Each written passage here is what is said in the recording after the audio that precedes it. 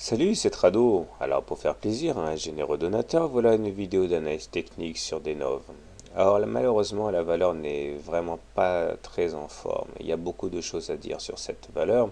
Tout d'abord, du plus simple au plus compliqué, on voit que nous sommes toujours capés à moyen terme par cette grande oblique bleu ciel ici qui a repoussé toutes les attaques haussières. Et nous venons encore d'échouer à une séance du 11 juin contre cette oblique. Et tant qu'on n'aura pas casser cette oblique à la hausse, il n'y a aucun espoir de mettre fin à la correction en cours, d'autant que nous sommes également capés à moyen terme par la moyenne mobile à 20 séances, ici la courbe rouge, qui également est la garantie de la tendance baissière en cours. Tant que l'on clôturera en dessous de cette moyenne mobile à 20 séances baissières, il n'y aura pas d'espoir.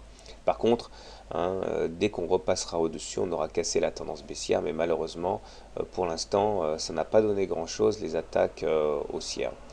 Maintenant, s'il faut regarder les choses positives, eh bien, il y en a.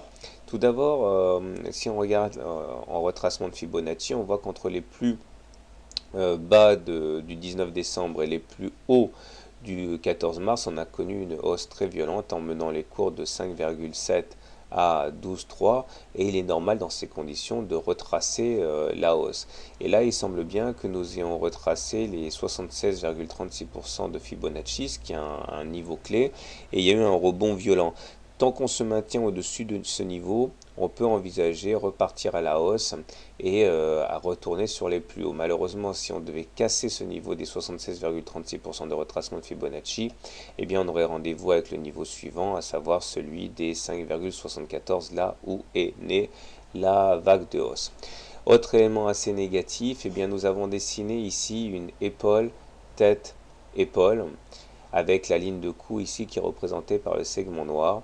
Et lorsqu'on a cassé cette ligne de coup de l'épaule tête épaule, c'est-à-dire séance du 23 avril, on a ouvert un potentiel de baisse équivalent à la hauteur de la tête reportée en dessous de la ligne de coup, c'est-à-dire que si on prend la hauteur de la tête et qu'on reporte en dessous, ça nous emmènerait à aller chercher les 6,35 euros, ce qui naturellement n'augure rien de bon et qui restera l'objectif de référence tant qu'on ne sera pas repassé au-dessus de la ligne de coup.